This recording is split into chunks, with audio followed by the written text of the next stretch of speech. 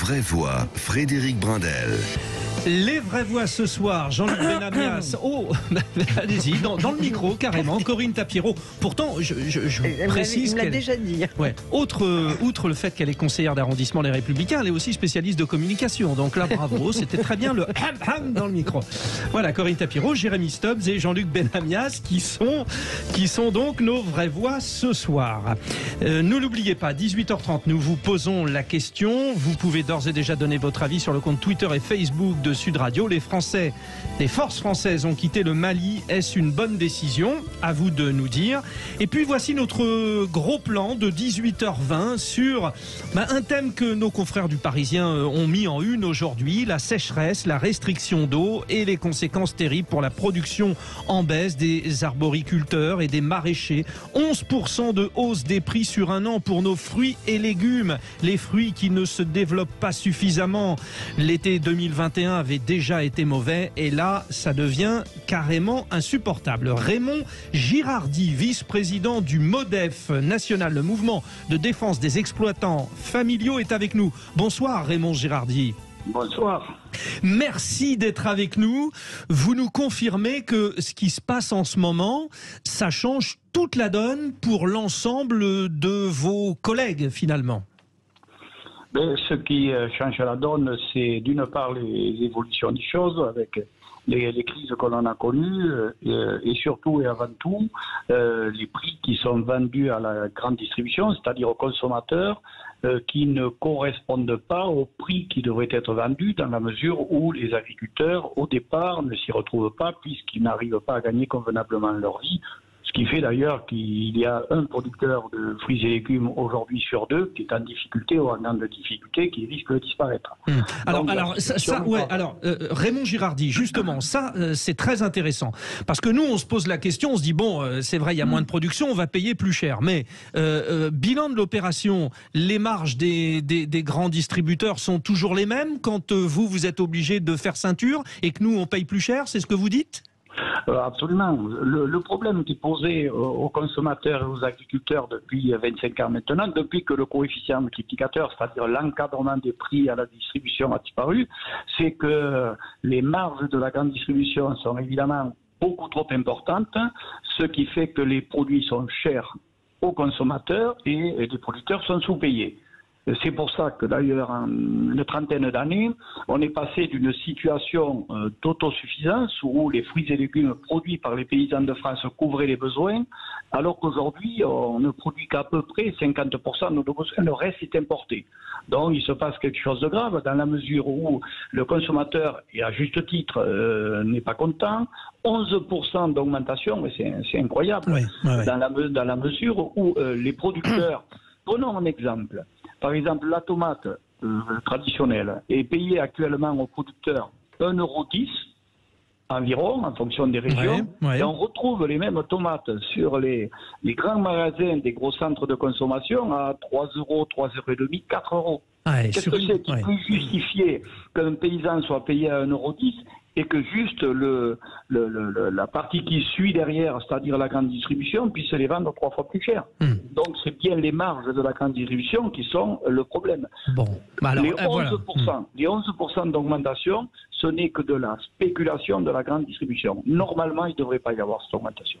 On a l'impression de retrouver le même problème que pour l'histoire de l'essence, finalement. Tout le monde se fait des marges. C'est terrible. Alors, Jean-Luc Benamias a un petit peu de temps de parole tout à l'heure. En plus, j'aimerais le faire réagir, Jean-Luc Benamias, et puis justement peut-être une question pour Raymond Girardi. Jean-Luc. Bien sûr, il y a le problème de la grande distribution, mais il n'est pas nouveau. Il y a le problème aussi de l'exportation. Il y a le problème de l'importation, notre ami le rappelait.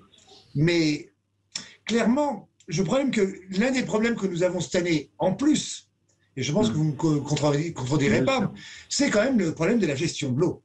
Nous avons un problème, je n'invente rien, tout le monde le sait, de sécheresse, qui fait que, en dehors du fait que l'agriculteur ne soit pas assez payé, que le prix payé à l'agriculteur ne soit pas suffisamment important, il y a une augmentation évidemment des coûts de production pour l'agriculteur, pour celui qui veut arriver quand même à produire et à vivre de ce qu'il produit. Donc la question est là, c'est quelles sont les solutions et je connais votre syndicat.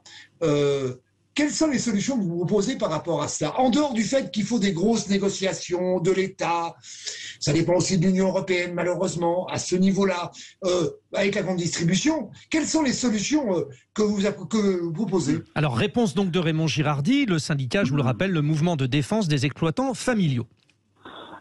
Plusieurs problèmes sont posés aux agriculteurs depuis quelques années maintenant et qui viennent s'ajouter, puisque c'est aussi à la fois pas nouveau. C'est l'augmentation des charges qui sont liées d'une part à l'explosion du coût de l'énergie et des intrants, c'est-à-dire les engrais et les produits phyto que l'on utilise. Donc c'est déjà un premier problème.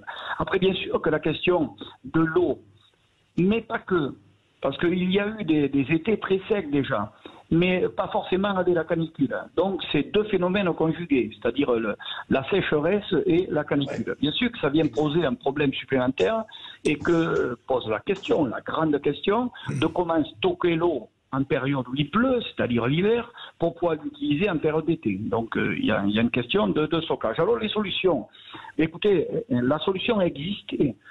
Juste après la guerre, l'État, parce que les épiciers de l'époque faisaient des marges déjà abusives. Donc l'État a mis en place le coefficient multiplicateur, c'est-à-dire une mesure technique tout simplement qui permet d'encadrer les marges de la grande distribution. C'est mathématique. Voilà, c'est mathématique. C'est-à-dire que le coefficient qui était appliqué aux fruits et légumes était en général de 1,7. Ce qui veut dire que quand un distributeur achète 1 kilo de tomates 1 euro, il ne peut pas le vendre plus d'1,7 euro. Donc aujourd'hui, les tomates payées, je prends cet exemple, ça me semble assez plus facile à comprendre, 1,10 euro qui est payé au producteur, et bien normalement, le maximum qui devrait être revendu à la distribution, ce sera environ 2 euros.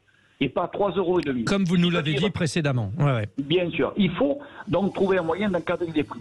Et pas que. Parce que si on produit en fruits et légumes que 50% de nos besoins, alors qu'il y a 30 ans, 40 ans, on couvrait nos besoins et même on exportait, il faut aussi mettre en place un contrôle des importations. C'est-à-dire qu'à la fois l'encadrement de la marge de la grande distribution et le contrôle des importations sont deux mesures qui permettraient de régler le problème assez rapidement. Et puis après, il faut changer de modèle agricole. Il faut que l'on puisse effectivement penser l'agriculture de demain dans l'idée que dit d'ailleurs le président de la République, puisqu'on a un ministre de l'Agriculture qui est ministre de l'Agriculture et de la souveraineté alimentaire. Et c'est de développer et permettre aux agriculteurs de vivre dignement de leur métier et de relancer la production pour couvrir les besoins. Et vous pouvez faire confiance aux agriculteurs. Ils ont une capacité d'adaptation extraordinaire. Si demain ils gagnent leur vie, en 5 ans, on peut être autosuffisant en fruits et légumes. Bravo, message reçu. Raymond Girardi, on aurait aimé en parler encore plus, mais ce qui était très important, c'était votre vision des choses. Bon courage à tous les agriculteurs. Dans un instant, avec nos vraies voix, on aborde le grand débat de 18h30 sur Sud Radio. Les forces françaises ont quitté le Mali. Est-ce une bonne décision? Vous donnez votre avis, à tout de suite.